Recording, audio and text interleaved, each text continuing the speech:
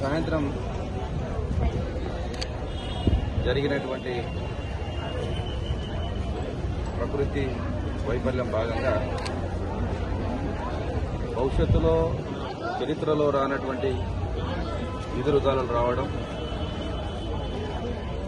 ప్రాణ నష్టం జరగడము, ఆస్తి నష్టం జరగడం, ఎంతోమంది అభాగ్యులు రోడ్ల పాల్పడ్డారు. చాలా పేదవాళ్ళు అడ్డకూలీలుగా రోజు రెక్కాడితే డొక్కాడని పరిస్థితిలో ఉన్నటువంటి పేదలు ఇలా రోడ్ల మీద పడిపోయిన వాళ్ళ కుటుంబాలంతా రోడ్ల మీద పడిపోయినాయి. ప్రభుత్వం మానవతా దృక్పథంతో ఇప్పుడు ఉన్నటువంటి ముఖ్యమంత్రి ఈ జిల్లా వాస్తవ్యుడు. మరి తన జిల్లాలో ఎంతోమంది అభాగ్యులు రోడ్ల మీద పడ్డారు. వాళ్ళకి న్యాయం చేయాల్సినటువంటి బాధ్యత ఈ ముఖ్యమంత్రి మీద ఉంది, రేవంత్ రెడ్డి గారికి ఉందని నేను డిమాండ్ చేస్తున్నాం. ఇది అనుకోని సంఘటన. ఇలాంటి సంఘటనలు అప్పుడప్పుడు అక్కడక్కడ జరుగుతుంటాయి. ఇలాంటప్పుడే ప్రభుత్వం ముందుకొచ్చి ఆదేశాలు ఇచ్చి ఎవరైతే ప్రాణ నష్టం జరిగిందో వాళ్ళ కుటుంబాలను ఆదుకోవాల్సినటువంటి బాధ్యత ప్రభుత్వం మీద ఉంది.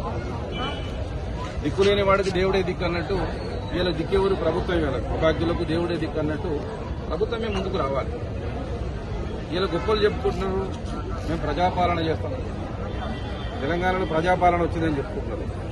మరి ప్రజాపాలనలో ప్రజలకు అన్యాయం జరిగినప్పుడు ప్రభుత్వం ముందుకు వచ్చి కలెక్టర్ గారికి ఆదేశాలు ఇవ్వాలి. ఇప్పటివరకు ఏమైనా ఆదేశాలు లేవు. ప్రభుత్వ యంత్రాంగంతో మాట్లాడినా, నేను పొద్దున లేచి మాట్లాడితే కనీసం వాళ్ళకు సమాచారం ఇవ్వలేదు.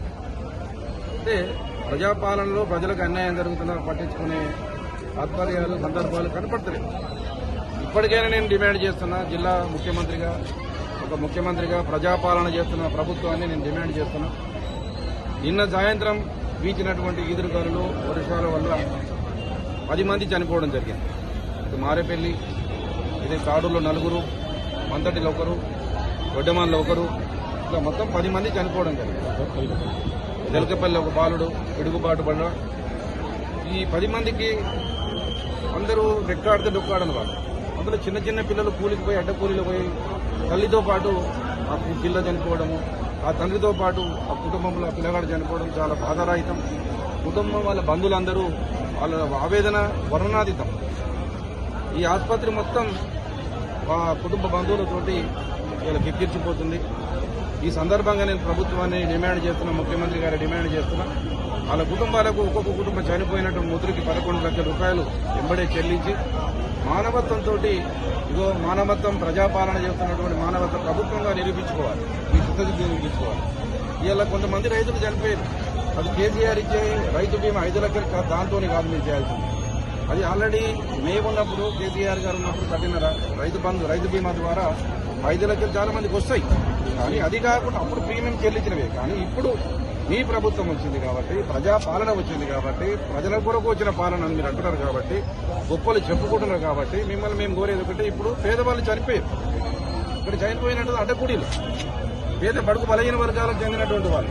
మీరు వాళ్ళతోటి మానవత్వం తోటి చనిపోయినటువంటి ప్రతి కుటుంబానికి 11 లక్షల రూపాయలు మీరు ఎంబడే మంజూరు చేసి ఆ కుటుంబాన్ని ఆదుకోవాల్సిందిగా మేము డిమాండ్ చేస్తున్నాం. ప్రజల పక్షాన, ఈ నాగరికర్నూలు ప్రజల పక్షాన మేము డిమాండ్ చేస్తున్నాం, ఈ జిల్లా పక్షాన డిమాండ్ చేస్తున్నాం. మీరు సానుకూలంగా స్పందించి ఈ రోజు సాయంత్రం వరకే మీరు ఒక ప్రకటన చేస్తారని మేము ఆశిస్తున్నాం. తప్పకుండా లేకపోతే మా పార్టీ తరఫున తప్పకుండా మేము గైడ్ చేస్తాం. ఆ చనిపోయినటువంటి కుటుంబాలకు న్యాయం చేయించే బాధ్యత మేము తీసుకుంటాం. ప్రతిపక్షం ఉన్నదే గొంతు మేము ఉన్నదే. ఇట్లాంటి సందర్భాల్లో మేము ఇంట్లో పడుకోవడంగా తప్పకుండా ఎక్కడైతే ప్రజలకు ఆపదలు ఉంటారో వాళ్ళకి అండగా ఉండి మేమున్నాం, మీరు బాధపడకూడదని చెప్పడానికి మేమున్నాం కాబట్టి చెప్తున్నాం. ఇంకా ఈ కొన్ని జగల్లో పౌల్ట్రీ ఫారాలు, కొంతమంది ఇండ్లు, పేదల ఇండ్లు కూలిపోయినాయి. ఆ కూలిపోయిన ఇంటికి 5 లక్షల రూపాయలు. పౌల్ట్రీ ఫారం పెట్టుకున్నారు, చాలా మంది అప్పు తీసుకొచ్చి పౌల్ట్రీ ఫార్మ్స్ పెట్టుకున్నారు. షెడ్లు కూలిపోయిన ఒక్కొక్క పౌల్ట్రీ ఫారం 40 లక్షలు 30 లక్షలు ఆస్తి నష్టం జరిగింది.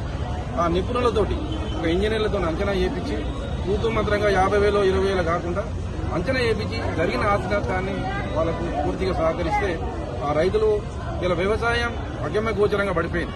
అసలు వ్యవసాయం చేయాలా, అసలు చేద్దామా లేదా అని రైతులు ఒక భయం స్టార్ట్ అయింది. ఆ వ్యవసాయం తగ్గింది కాబట్టి చిన్న ఆదాయంగా ఉంటుందని చెప్పి చిన్న షెడ్లు వేసుకుని పౌల్ట్రీ ఫార్మ్స్ పెట్టుకుంటారు. ఆ పౌల్ట్రీ ఫార్మ్స్ పెట్టుకుంటే విపరీతమైన గాలిల వల్ల అవి మొత్తం నేలమట్టమైనవి. ఆ నేలమట్టమైన పౌల్ట్రీ ఫారాల షెడ్లకు కొద్ది నష్టం జరిగి భరించి ఇచ్చివ్వాలి, మానవత్వం చాటుకోవాలి. ఇది ప్రజలకు, ఈ ముఖ్యమంత్రి అయినా ప్రభుత్వమైనా ఎవరింటికి వెళ్ళియరు. ఇది ప్రజల ఆస్తి. ఈ ప్రజల్లో ఒక నష్టం జరిగినప్పుడు, ఊళ్ళో ఒక వ్యక్తికి నష్టం జరిగినా ఊళ్ళో అందరూ సపోర్ట్గా ఎట్లా ఉంటారు, ఇప్పుడు ప్రభుత్వం సపోర్ట్గా ఉండాలి, పేదవాళ్ళకి సపోర్ట్గా ఉండాలి. ఉండి మానవత్వం చాటుకొని ఎక్కడే వేరే రాష్ట్రంలో చనిపోతే డబ్బులు ఇవ్వడం కాదు, ఈ రాష్ట్రంలో చనిపోయిన పేదవాళ్లకు, పేద కూలీలకు, పేద బలుగు బలహీన వర్గాలకు సహాయం చేయాల్సినటువంటి బాధ్యత ప్రభుత్వం మీద ఉంది. అందుకే వాళ్ళ పక్షాన, వాళ్ళ కుటుంబ పక్షాన మేము డిమాండ్ చేస్తున్నాం. చనిపోయిన కుటుంబాలకు 11 లక్షల రూపాయలు వెంటనే పరిహారం ఇవ్వాలి. దానితో పాటు ఎక్కడికైతే రైతులకు పౌల్ట్రీ షెడ్లు కూలిపోయినావో, ఎవరికైతే ఇండ్లు కూలిపోయినావో వాళ్ళందరికీ కూలిపోయిన ఇండ్లకు 5 లక్షల రూపాయలు ఇవ్వాలని డిమాండ్ చేస్తూ, ఎవరికైతే పౌల్ట్రీ షెడ్లు కూలిపోయినావో వాళ్ళకు అంచనా వేసి, ఇంజనీర్లతో అంచనా వేయించి, అధికారులతో అంచనా వేయించి వాళ్ళకు న్యాయం చేయాలని డిమాండ్ చేస్తాం.